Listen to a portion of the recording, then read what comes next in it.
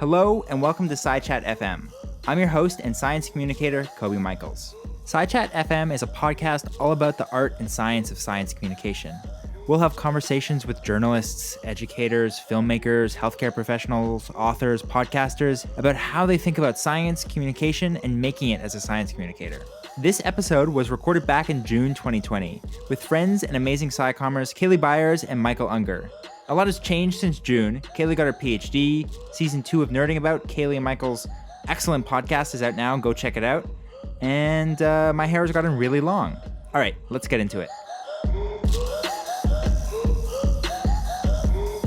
All right, hello. Welcome to SciChat FM. Today we have two very special guests. Friends of mine, great science communicators, both have job descriptions and do way too much in science communication for me to go through it all right now. But say hello to Michael Unger and Kaylee Byers. Hi, everyone. Oh, hey.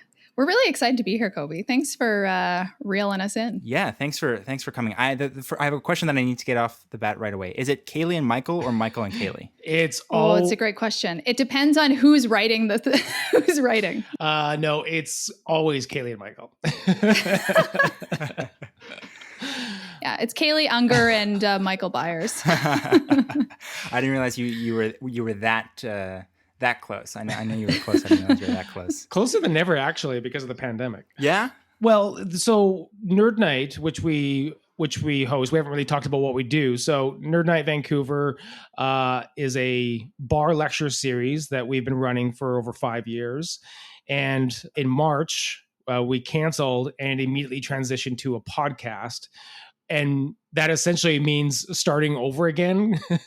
So starting and learning new skills, which is what we had to do when we started Nerd Nite 5 years ago, when we were just a small 30, 40 people showing up at the Café du Soleil. You know, we were trying to figure out what we were doing then.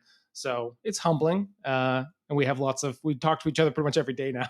You're jumping way ahead, but that's good. So sorry. No, that's good. That's good. That's great stuff. Just so excited. He's so excited he forgot we've actually been running Nerd Nite for 6 years. I said over 5 years. We had our 6-year anniversary in February and our 50th show. Where were you?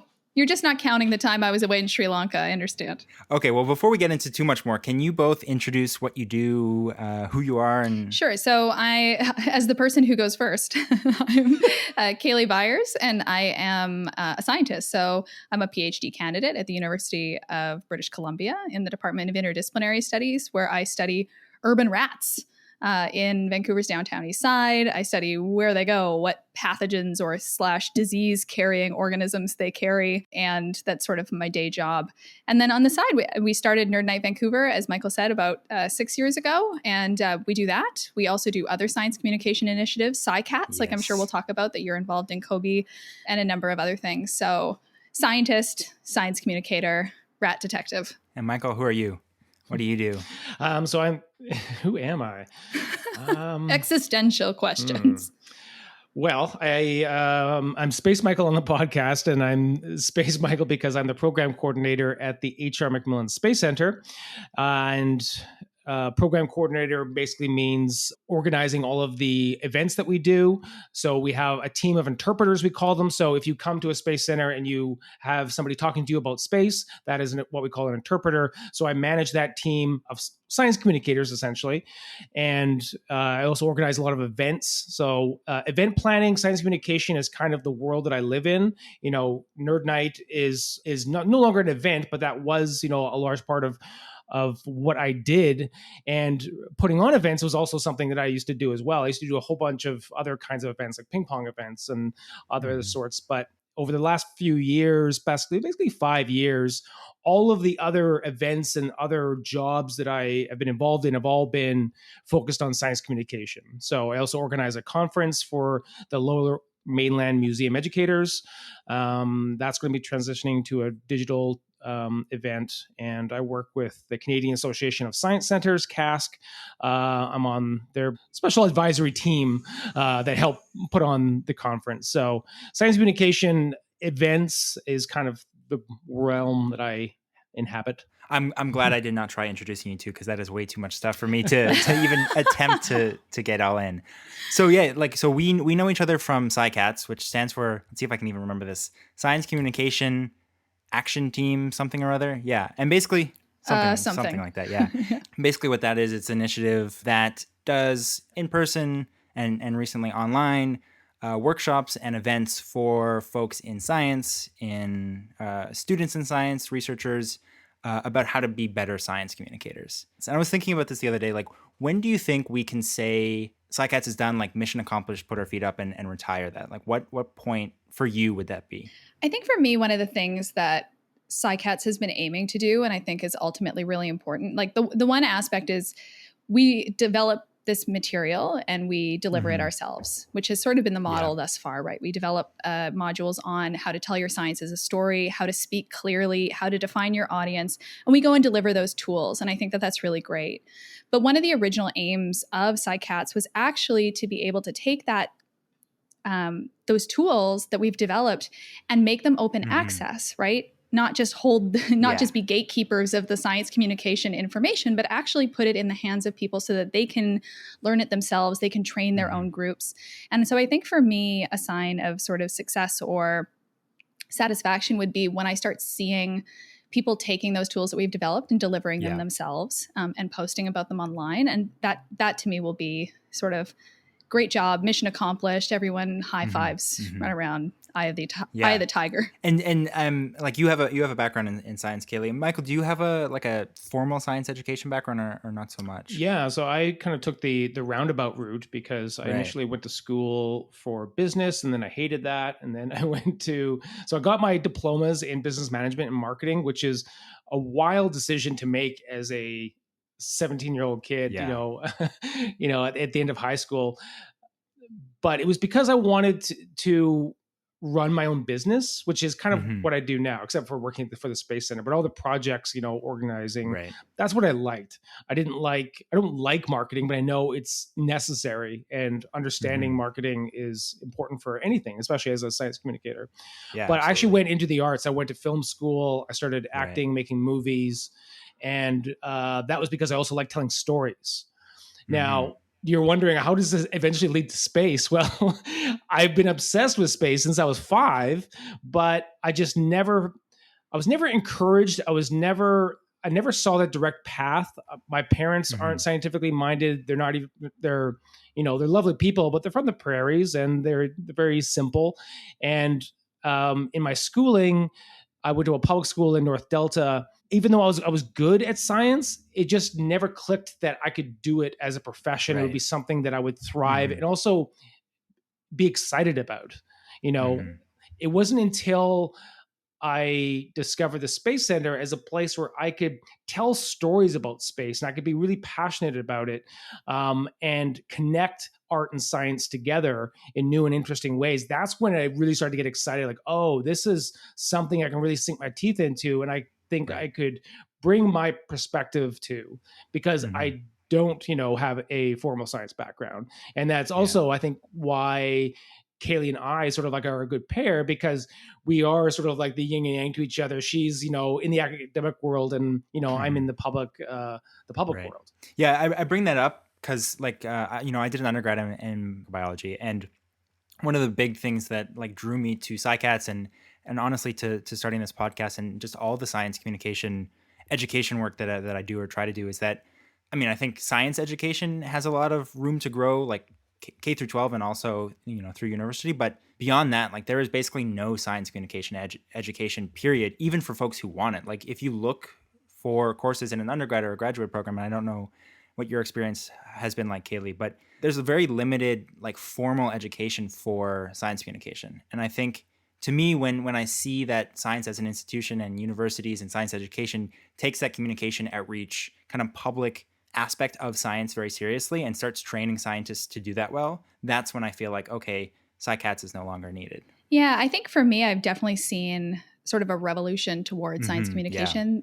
I entered my undergrad, I think in 2004. And at that time, it was sit in a classroom, memorize the textbook and write an exam. And there were very few opportunities for science communication. I used to volunteer on this yearly like bug exhibit, and people would come in with their kids and I would teach them about tiny critters. And that was really my only experience in science communication until I gave a talk at Nerd Nite in Edmonton. And I thought, oh my gosh, this is for me. A room full of people, some beer, science, nerds, living it up. Like, this is amazing. We need this in Vancouver as I was moving there. But if it hadn't been for Nerd Nite, I'm not so sure I would have gotten into science communication in the same way that I have now, because there just weren't the venues to do that at my university. I think now there are more options. Certainly at UBC, I see lots of options. I see many opportunities for students to learn how to communicate science. Some of those activities are actually in their first and second year biology courses, which is absolutely amazing. I've worked on developing science communication materials for university courses. And so that's great. I do think we still need more of it, but it's nice to see that movement. Yeah. I mean, I started my undergrad 2014, and even between then and now, I think there's been a huge increase in not only the seriousness that like institutions take science communication, science outreach, but the opportunities for both students and professors to do it. So I think, like now is a great time to be in science communication. I'm glad I found it when I did, because I think, people are taking it more seriously. There's more money behind it. There's more opportunities. And I feel like as a field of study, a field of work, we're all learning how to be science communicators at such a great pace right now. Like, we're learning so much more. So yeah, I totally agree that it's trending upward, and we just need to keep that trend going forward. So you said you went to a Edmonton Nerd Nite. What's like the backstory between Nerd Nite Vancouver? Like, why did you start that here? How did you two meet? What's funny is, so I went to a Nerd Nite in Edmonton and loved it. Like, somebody talked about Swiss watches. I remember thinking, like, this is a very nerdy talk, and I am super into it. So I went up to the organizers and I said, I'd love to present at the next one, which I did. And I was moving to Vancouver 2 months later, I think, to start my PhD. And I said, oh my gosh, when I move to Vancouver, I'm going to volunteer at the Nerd Nite in Vancouver. And they're like, there isn't one. And I was like, I must start it. And by the time I got to Vancouver, Michael had also been to a Nerd Nite, hilariously, in Edmonton, and had also reached out to the head Nerd Nite boss and indicated an interest in starting one also. And that boss put us into contact and said, well, maybe you two want to start this thing together. We met at Elysian Coffee Bar, and that was the start of it. Well, I was just going to piggyback on that story too, because that was also, when I think about it, that was really the start of my science communication career too. Was this moment when I made the decision, because I was working at the Space Center and I was doing science communication, but I was sort of in this crossroads of what I really wanted to do as a career, because I was still sort of in the arts world. And I was doing sketch comedy, and I had gone to the Edmonton Fringe Festival, which is one of the biggest fringe festivals in the world. I was really successful with it. We sold out every show. I was like, oh, wow, I'm going to go back to Edmonton, but I'm going to write my own space show. And it's going to be a one-man space show, and it's going to tell stories of my life and related to space, in an entertaining storytelling way. Yeah. So I went there with this show, and I had a full a silver custom-made spacesuit in the middle of Edmonton summer, trying to get people to come to my show. And nobody came. Aww. I did a show every day for 2 weeks. My biggest audience was 8 people, and it was people that I'd given free tickets to. I just struggled. I was ready to just quit everything. And then I saw this poster that said Nerd Nite, beer and space talks. And so I was like, oh, you know what? I'm going to take a break from trying to get people to come to my show and go to this other thing. I show up and there's hundreds of people drinking beer and listening to space. And I'm like, I'm doing this wrong. You forgot the and beer, so that's when I was like, because it was an informal place where you could talk about science in a way that was relatable to me. I still think there's a place for storytelling in science, which is what we teach in SciCats, but my show that I created, wasn't right for the Fringe, because the Fringe, is a place where you tell offbeat stories and comedy really works, but a very cerebral space storytelling show wasn't the best place. But I realized at the root of it, what I really wanted to do was I wanted to create this platform for actual scientists to tell their science in a place like a bar, a place where I would go and want to listen to this science. And so, so starting Nerd Nite was really sort of like that beginning of my career. That was before I even got the role as a programs coordinator. And once I sort of got the programs coordinator and also Nerd Nite, like those two things came together. I think Sidecats came not too long after that too. So yeah, the Edmonton Fringe Festival and was really the start of that. So like for someone who hasn't been to a Nerd Nite, like what does it look like? What does it feel like when you walk into Nerd Nite Vancouver and what goes on during it? Well, to me, I don't know. Nerd Nite it's sort of hard to know what it's like for somebody who isn't us walking into a Nerd Nite. I find Nerd Nite to be really exhilarating. And part of that is because we've spent, the last month preparing for it. We're really excited to see our speakers talk. We want to make sure the audio is going to work. Last minute technical things really get the adrenaline up. But I think when you get in instantly, it's sort of a relaxed vibe. Yeah. Oh, yeah. Like people are there because they're just interested in hearing what's up.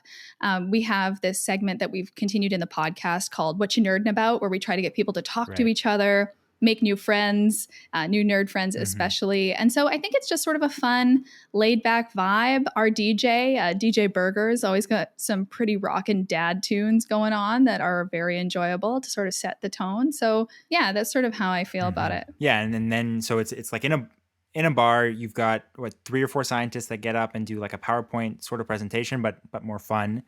And they talk about whatever they want, what their research is, that sort of thing. Yeah, talks are about 20 minutes per person. And then we have time for people to ask questions, because that's also a really important part is it's not just here's the science or it's not all science either. It's usually a mix of science and non-science.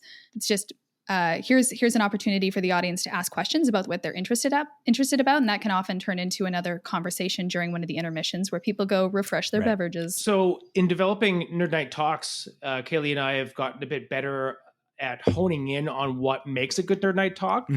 And certainly, it is a PowerPoint, and we've seen PowerPoint presentations before, but what we wanted to develop was a very specific kind of talk that works well in a bar setting, and it gives an opportunity for science communicators to talk in a way and perhaps even present subjects in a way that they wouldn't be able to in an academic setting.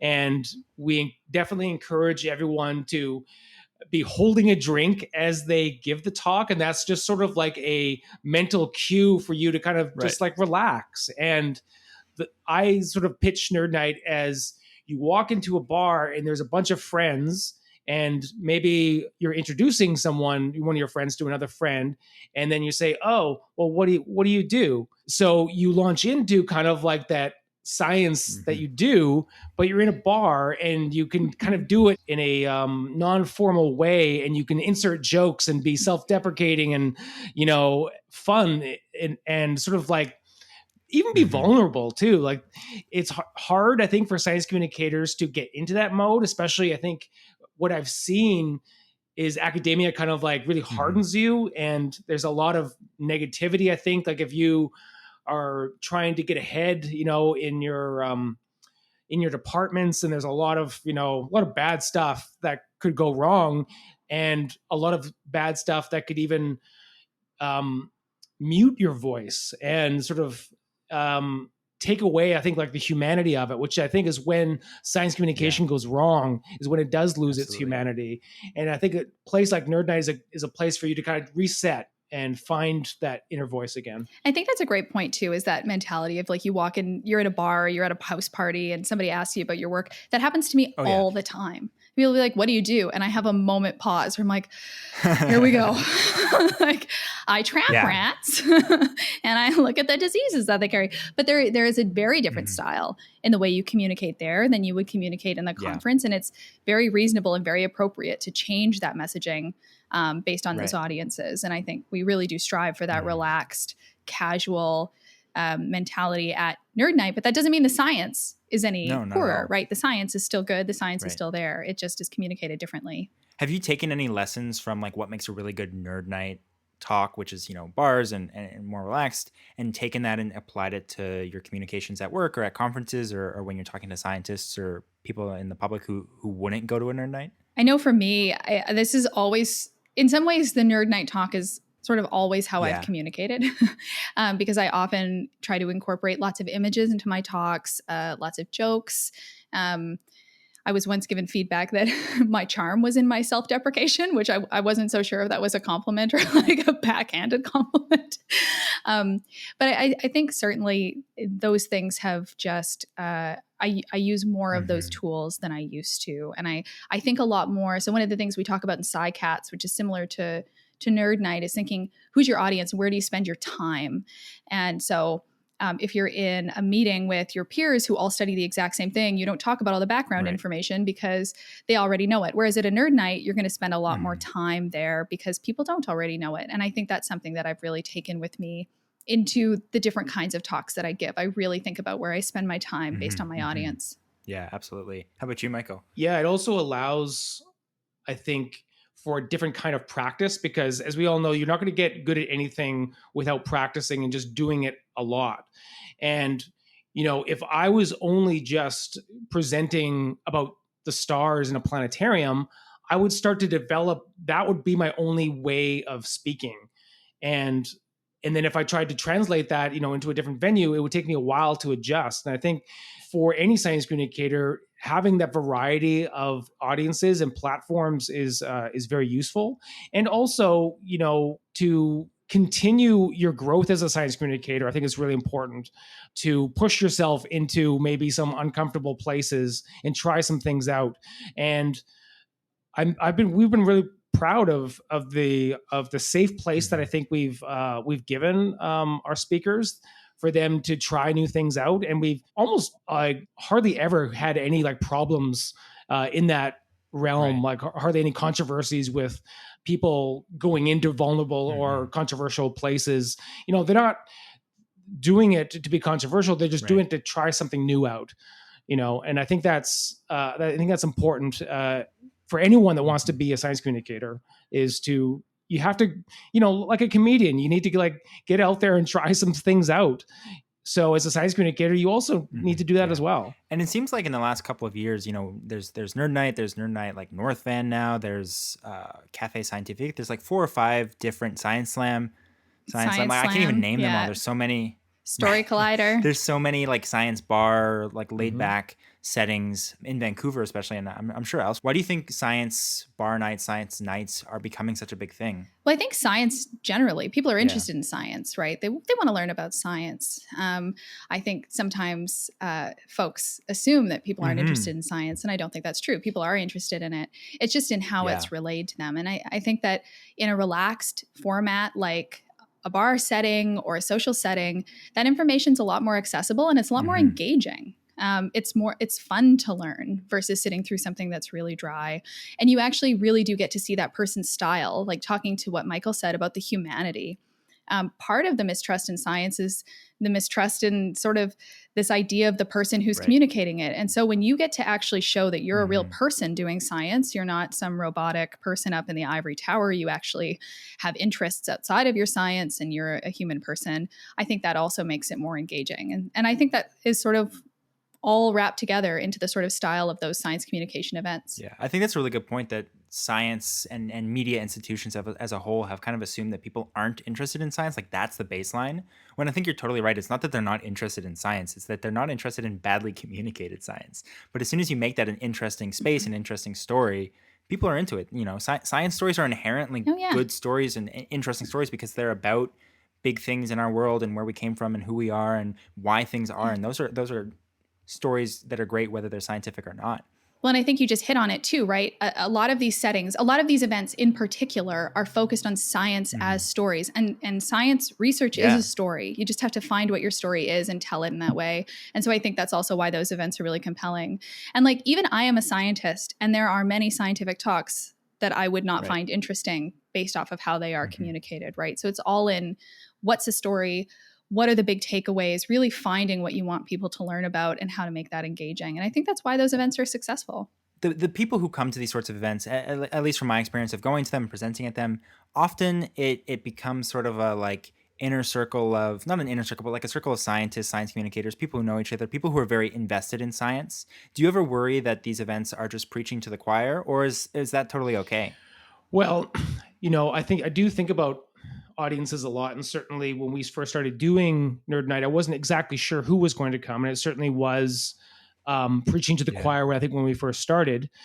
But eventually what starts to happen, and I think it's really important that we started to include the arts in our talks, is that we needed to get some sort of like science adjacent people involved in the event. And what started to happen is that those are also the people that started to come to the event, because people are curious about science. And when you're creating an event, you're always wondering, well, how do I get these people out? These are the people that don't actually go to the bars. They're generally not going to the bars to watch sports or things like that. I mean, I do, but there is an audience that wants to have these conversations. They just don't have a place for it. And those are, I think that's an audience that I've really always wanted to develop, because I'm part of that audience. I was always someone that was always looking for an opportunity to talk about science or talk to people about science. I just never had the opportunity. It was just like in high school, never had the opportunity. In college, never had the opportunity. It really took me until that Edmonton Fringe moment and meeting Kaylee that gave me that opportunity. So all it takes is, I think, a few of these events to kind of like establish that it does work. And then other people can see, that's why we're seeing all these other events pop up, because it is something that people want. But I think this is also something interesting, as we're sort of talking about people in two categories of people who are like those that are interested in science already and those who aren't.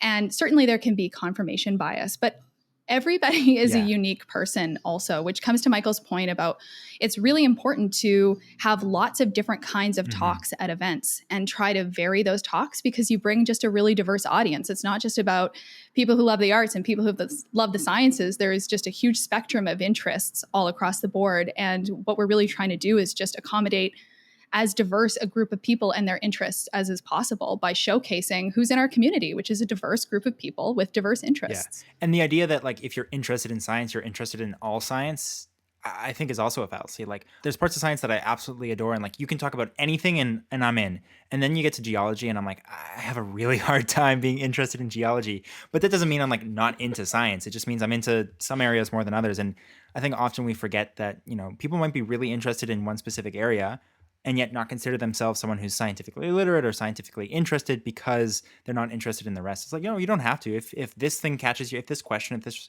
field of research catches your interest, great. And hopefully, through great communications, through great events that, people who are interested in one thing will go to, they learn about all the other stuff that's going on and they get exposure to it. And then they become more interested in and then become more scientifically literate in that too. I was just going to add on to that. I think it certainly also helps to break the silos as well, and thinking about how learning about another science could actually help inform your science.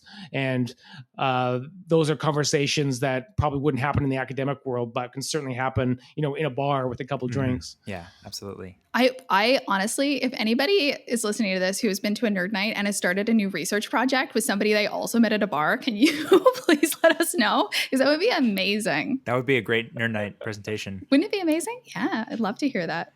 So now that COVID-19 has taken over the world and here in Vancouver, where we're all based, events are limited in size, bars are closed. You've started a podcast. Can you tell me a bit about that? Yeah, so we started this podcast called Nerdin About, based off of our Nerd Nite segment that Michael actually started, where he had this idea where we wanted to get people to start talking to each other by sharing what they've been nerding about.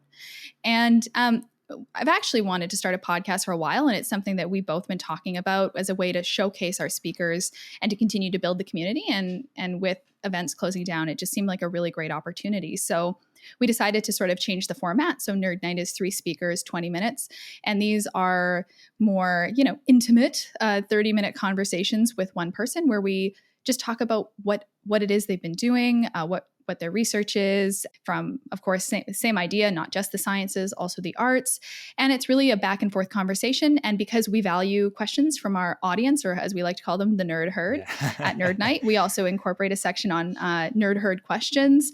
And then we finish off with a Nerdin About segment where we share what we've been nerding about. So we've sort of been keeping the theme of Nerd Night and trying to convert it into this new format. And that's been a really fun and challenging new endeavor. Yeah, I mean, you have 3 or 4 episodes now. I listened to a couple, and let me just say, like, I know my way around equipment and software and communications. I do voiceovers, once a week maybe for videos.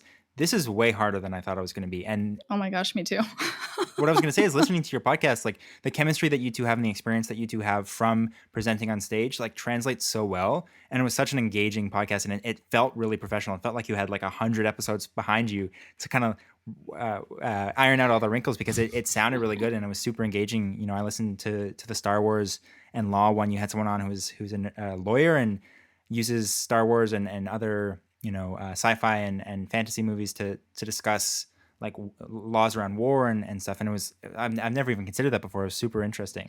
Yeah, I think, and I'll turn this over to Michael because I'm sure he has some thoughts about the podcast too. But you said something about sort of our chemistry, and that's something that I find it's sort of like we're building this new thing of a podcast, but that's something that we've built over 6 years that we've been able to keep, and certainly our rapport has changed with time. But that's something that consistently people have told me is one of the things they enjoy about coming to Nerd Nite, is just watching us banter on stage. And that's never one of the things I would have imagined would have been one of the positive points of feedback from our audience. And it always surprises me.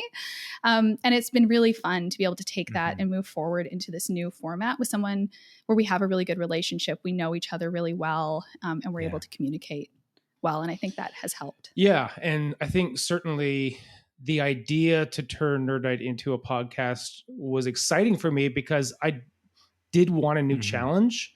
Not that Nerd Nite was not challenging, but it was sort of getting to the point where it was comfortable. I was comfortable doing it. And I think that there's a lot of value. I've always found value in challenging myself and throwing myself into something unknown. And even if it does feel a little bit uncomfortable, it's not like podcasting was uncomfortable. It's just a lot of work. But with everything that was sort of going on, I was needing something to kind of sink my teeth into.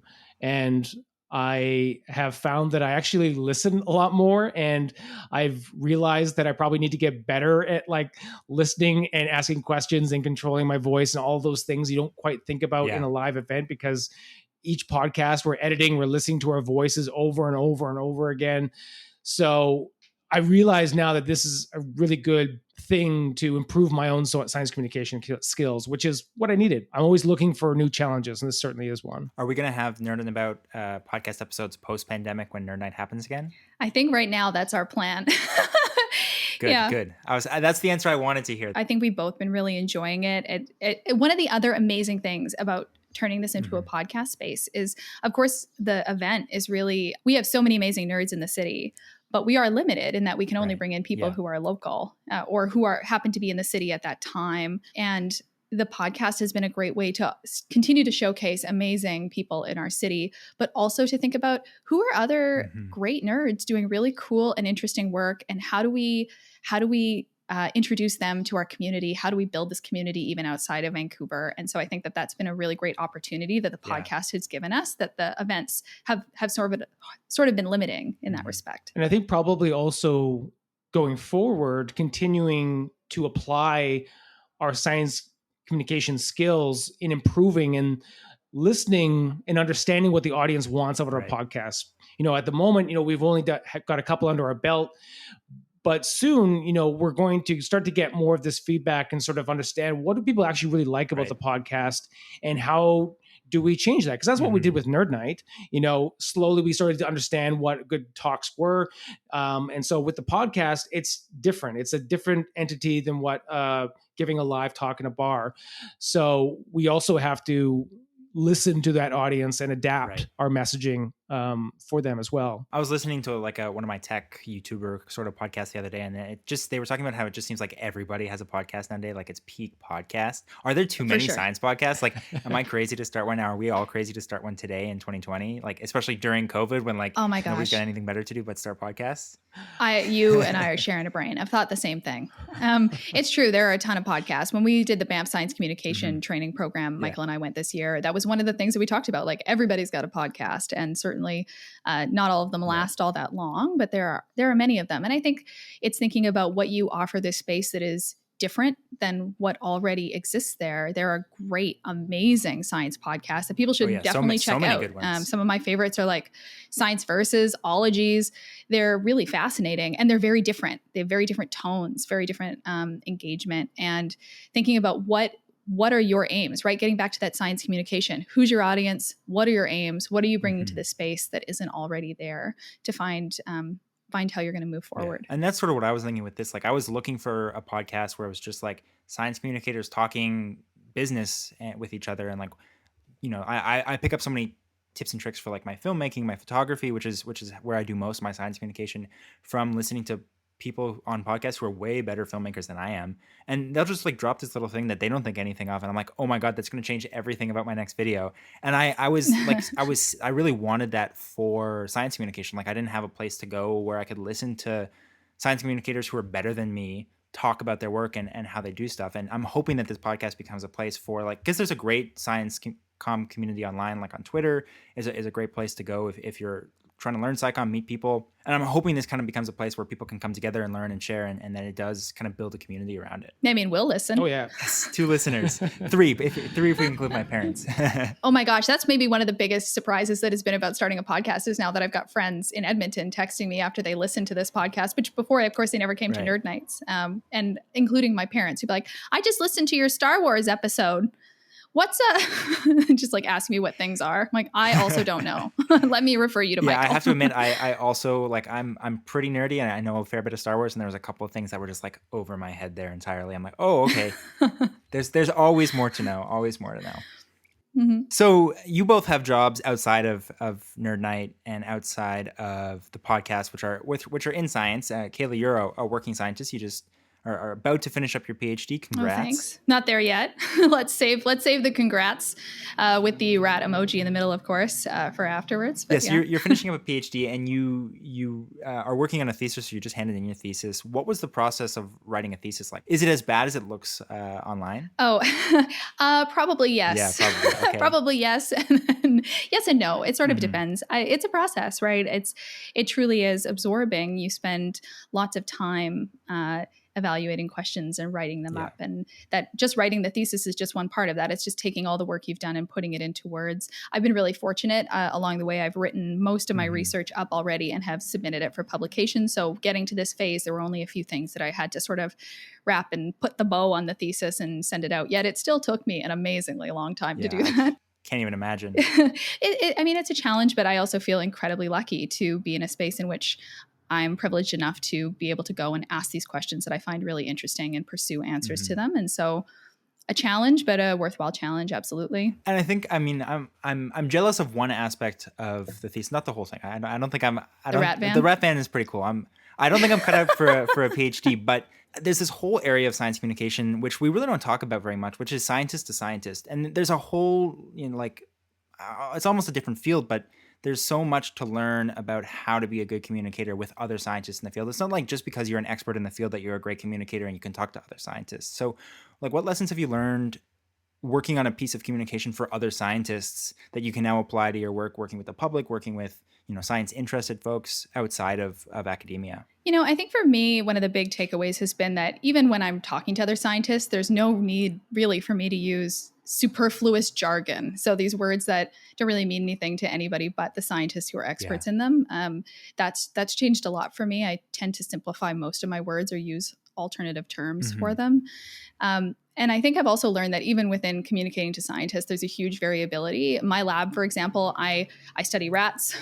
I look at pathogens or the diseases that rats carry.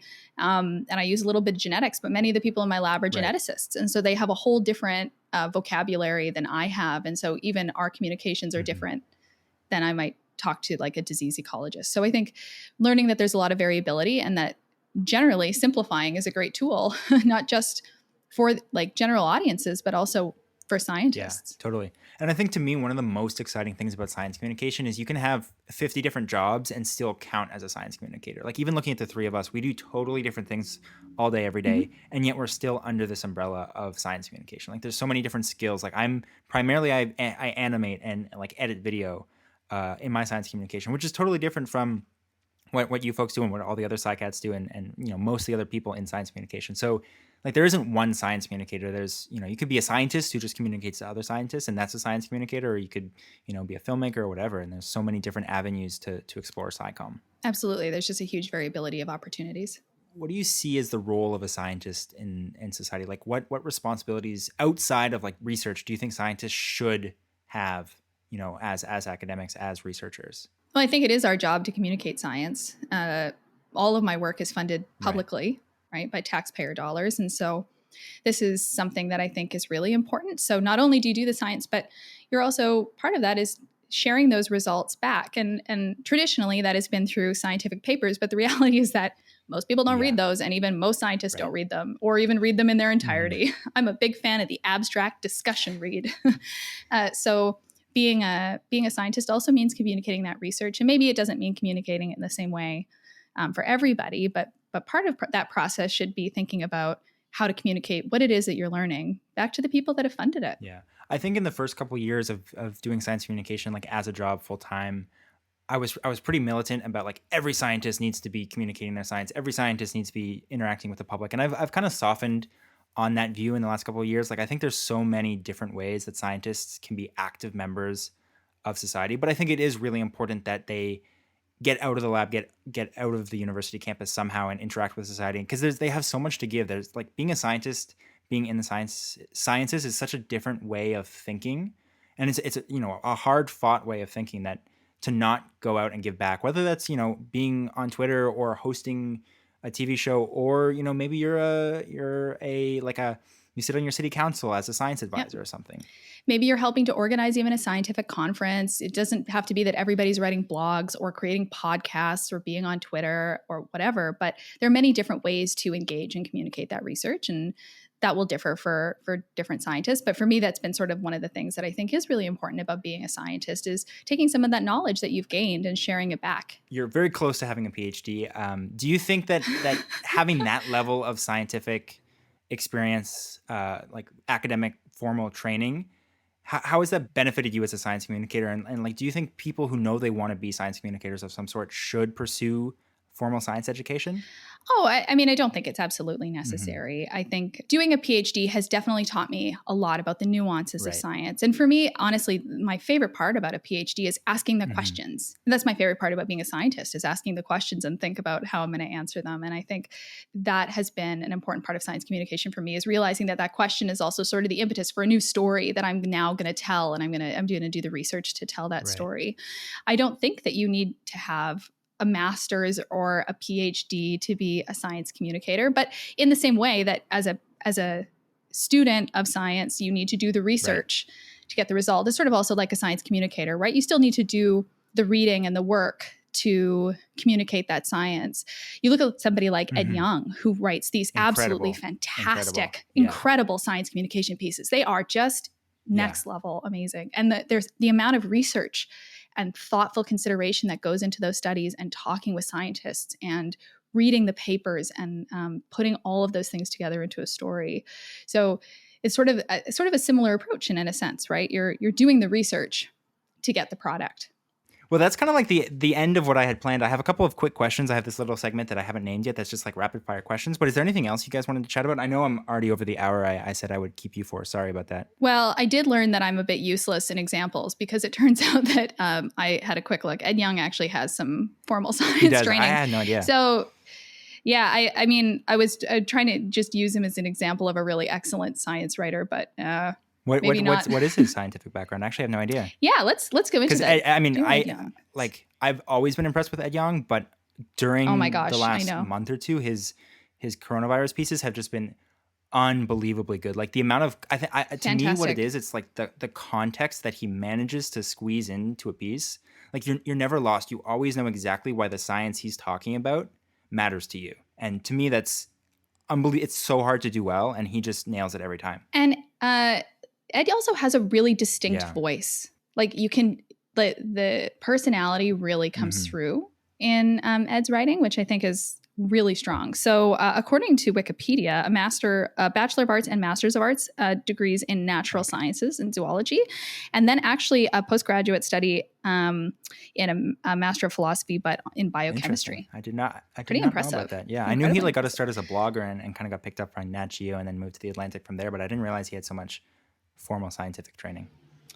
Yeah, to be honest, like there are some people I read a lot of their pieces on, and I've never done a deep dive into their background because that's a little creepy. But maybe I should have. Maybe it should have been creepier in advance. And Michael, you've had a very different journey through science and science communication. When did you first fall in love with science or like nerdy stuff? When was that first exposure to that, and when did it become something that interested you? Yeah, well, like I said, I've been obsessed with space since I was very young. And it actually started, through art. It was Star Wars that started my path of asking questions about the universe. And that was largely because, I grew up in the 1980s and we didn't have the films that I could just rewatch. I maybe saw them once in the theater, and then I had like the books and the figurines. So I was able to tell my own stories and think about space in this completely different way. And when we started to study space in school, I was already there. I was already thinking about space in this other way of thinking about space as a place that's real, that people could go to, and in the future how we'll explore them with robots. That's where my mind was, and it kind of stayed there. And I guess probably when I made the decision to go into like filmmaking and storytelling, that's when I kind of decided that I wanted to tell stories about it, rather than study it. And in the sliding doors, there's another parallel universe where there's another Michael that followed that path to being a scientist. But I think to me, what really excites me still is the stories of science. And it just took me a while to find that circuitous route to get there. Because the story of science is just fascinating. It's just, it tells us everything we need to know about us as humans, where we came from, what we're doing, how to figure out this mess we're in right now. That's the story of science, and it's fascinating. And so I think about different ways of telling science stories, and certainly creating venues for other people to tell their science stories. And I think it's important, when I think about the team that I have at the Space Center, to have diverse voices in telling stories, because that's so important. Yeah, because we so often hear the same voice over and over. And I think now what I love about seeing all these podcasts and new science TV shows coming out is that it's no longer just Bill Nye the Science Guy, even though I love Bill Nye. But now we have more voices that are not just a skinny white guy, said from a skinny white guy. Skinny white guy. Yeah, to another skinny white guy. Yeah. I really relate to that a lot. Like, I just devoured Michael Crichton books as a kid. Who knows why my parents let me read Michael Crichton as a kid? They are not children's book. I think science fiction is such an underrated way to communicate science and to get people interested in science. And, how many people have become interested in science because of Star Wars or some Jurassic Park or something like that? Like it's such a powerful way to ignite the imagination that scientists need and often don't realize. So I totally relate to that. Yeah. Kaylee, the other day Michael and I were doing a SciCats presentation about how to like give a good online presentation. And Michael's bit was about, what was it? It was like the special sauce, like how to go above and beyond with a presentation. And he starts talking about Carl Sagan. But I didn't know. He starts doing an impression too. Have you heard Michael's Carl Sagan impression? It was... No, his whole life is a Carl Sagan impression. Look at him. But the Carl Sagan impression was pretty good. So Michael, why Carl Sagan in 2020? Like, why do you still look back on Carl Sagan as a great science communicator? Well, Koby, I think about Carl a lot in my life because he is the voice in my head that slows my thoughts. And in science communication, you want to deliver your message in a clear and succinct way. because science is filled with big ideas that will blow your mind thinking about the universe. So when you're speaking to your audience, you want to look them right into the heart and deliver that message that you have inside of your heart. And Carl had such a deep humanity about him because he loved the universe. He just like loved thinking about it, but also he loved telling you about it.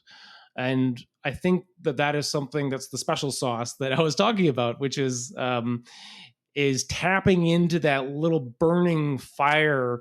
You know, when Kaylee's talking about rats, she's also got a little dinosaur in there from Jurassic Park. I do. It doesn't have feathers, but it should. Actually, my version has feathers. Yeah. So I love the way you describe like humanity in science communication. Like one of my favorite science writer, science communicators was Oliver Sacks. And he similarly, I think to Sagan, has a humanity about, like he cared deeply about people and people who society often didn't care about. And that humanity is what makes the science communication so important. And I think the more humanity we can pour into the work we're doing, the more humanity that's in the stories and the events we do and tell, the better and the more people that's going to connect to. So when you give that presentation, Kaylee, at the next Sidecats, you have to tap into your inner David Attenborough. I think I will tap into my inner Sam Neill a la Dr. Grant. Yeah. And or Laura Dern. If you could have anybody on Nerdin About your podcast, who would it be? Oh let's say living person, because we just talked about Carl Sagan, so someone else. Yeah. Carl Zimmer was one of the people who actually got me interested in parasitology. So from that perspective, so his book Parasite Rex is actually how I became interested in parasites and how I ended up in parasitology. It's a really great book. I still have the front bit of the book highlighted. Might be up there too. I was just thinking about that. Over the past few months, I started to follow some different voices on Twitter, and I've come across some really amazing science communicators. There's a couple African American engineers that are just making just these hilarious TikTok videos around science, and it's so fresh. It's so different, and I'm rooting for them to kind of like to take it to the next level. Like I keep looking at their follower counts and sort of like I keep seeing it keep going up and up and up. And I really hope that, and I've also been following a lot of science drag queens as well. There's an event out east that I've been thinking about called Science is a Drag. And I just love it. I think it would be so fabulous, you know, for say a scientist to be on the next RuPaul Drag Race, you know, like that's the kind of thing that I would really hope for, is kind of like meshing together anything that kind of meshes art and science together. That's what I love. And anyone that's finding new and creative ways to do that, I'd love to talk to. Yeah, totally. Yeah, I'd love to get Ed Young on, and the other one that's a big one for me is Hank Green, who does a ton of YouTube stuff. His company Complexly did all the Crash Course stuff. Like I'm so fascinated with new media, podcasts, YouTube, and just the way it's changing the media landscape. So like he was really a pioneer in that, and has built this massive media empire, but totally outside of like the traditional normal way of doing it. So I'd love to talk about that. And I also think he's a great science communicator with his work on SciShow and Crash Course and stuff. So that's definitely someone I'd eventually hope to have on. Is there something you're reading or consuming right now? Like it doesn't have to be SciComm related at all, that you would recommend to other people? Yeah. So I have been thinking about this. I love this book so much. I talked about it on our last Nerdin About, I think, or maybe one that I haven't released yet. I don't even remember. Ted Chiang's Exhalation are science fiction short stories. Mm-hmm. They are exceptional.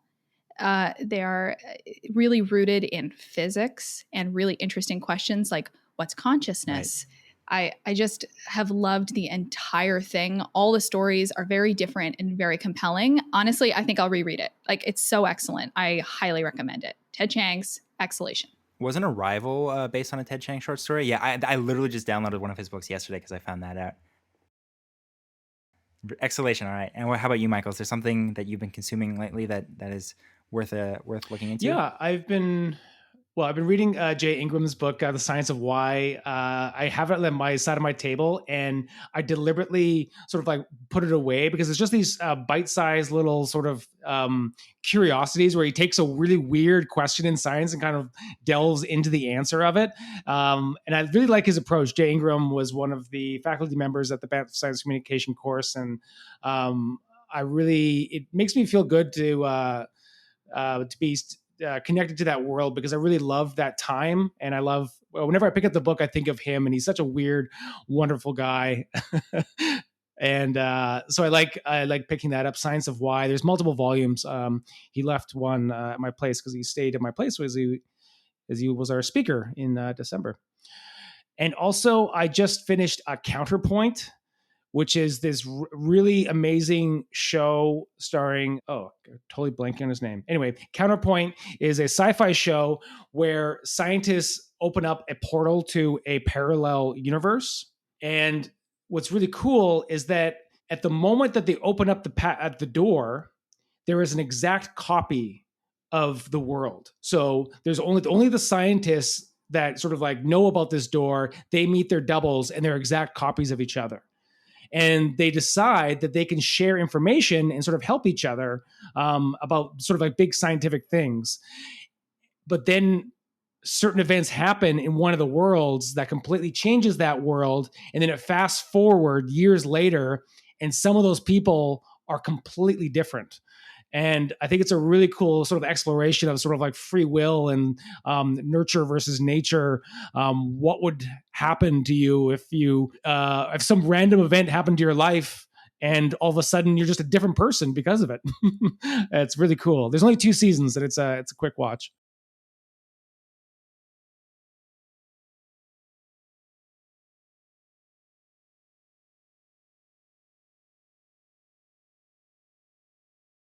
If you have one piece of advice for someone who's interested in science communication, science outreach, kind of a non-traditional science career, what would it be? You want to go first, I'm Michael? thinking.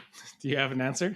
I know. That's why I wanted to throw it to you. I guess I'm also thinking about what that one piece of advice is. While you're thinking, I mean, one of the lessons that I've taken from you in chatting today is that when you've had an idea or you've found something that interested you, you just started it. Like Nerd Nite, there wasn't one in Vancouver. You reached out, you said, "Hey, how do I get involved?" And then you started it. And then you've done the same thing with the podcast, which I think is really exciting about SciComm, is that there is still room to just start things and innovate and try something new, because it is a relatively new field and it's not super crowded. So there is kind of opportunity out there to just try new things, like start a podcast or start a blog, and still to find an audience and to find success with it. Yeah, I think for me, it would be sort of like find what feeds you, find what sort of motivates you and what you enjoy doing, because the payoff isn't always immediate right at the start. Building Nerd Nite, the first year it was really exciting and really fun, but in some ways it was also sort of discouraging, and thinking about whether or not you're going to keep going. And I imagine that we'll have a sort of similar experience with a podcast as we figure out who our audience is and how many people are listening and all those sorts of things. So I think that find something that you love, because it's not always going to be immediately rewarding, but at least if you love it, then putting in the time will still be really rewarding to you. And hopefully that will pay off as you move forward. And people can also tell when you love it. That's a comment we get at Nerd Nite. People know that we love that place and we love we love our audience. We love the event, and that shines through. Mm-hmm. Yeah, I'll follow up on that by saying eventually, you do want to get to a place where science communication is your life. It's not just like your job. And that's kind of the place that I think Kaylee and I are both in, because we can do these extracurricular things that are science communication that are outside of our day jobs, and we still have the energy to do it. So you want to get in order to get to that place, you need to sort of like find people that kind of to partner up with, to start a project with. And it doesn't need to be about science communication. I think it's valuable to go into another subject and to explore other subjects, or even just like different styles of communication. I'm thinking about a lot of people that come through the Space Center, and a lot of our astronomers, they take a break in their PhD and they come and be a public astronomer, and it's a totally different world for them. And I just see sort of like how they develop, and just know that when they go back and finish their PhD, they're just going to have this well-rounded persona, and they've sort of found the love again. And I think there are some people that I have talked to that I can see them sort of getting beaten down, and almost like their love of science is almost kind of fading a bit. So if you feel that that's happening in your life, it's okay to take a pause and try something else, a different subject, because you certainly should sort of find that love and nurture that love as much as you can. And don't feel that because you started on this path that you need to continue it. That's what our parents did. They did one job and just did it for the rest of their lives. Certainly try new things and experiment. That's my advice. Well, thank you both, Kaylee and Michael and Kaylee, for coming on. I really, really appreciate you spending the time. If people want to learn more about you, follow your work, where can they find you? They can follow me on Twitter at Kaylee_Byers and Instagram at K.A.by. Kaylee Byers was taken already. And I also have a website, KayleeByers.com, very original, but that's where they can find me.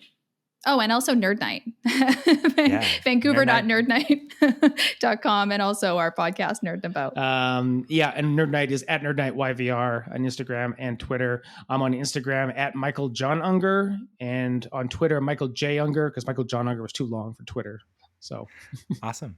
Well, thank you both so much. I really, really appreciate the time, and I guess I'll talk to you guys soon, because we've got Psych. Oh yeah, you and I have something that we have to develop very soon. I know. That is on my to-do list for this weekend. Well, thanks very much for having us on one of your earlier episodes. This is a lot of fun. Yeah, thanks, Koby.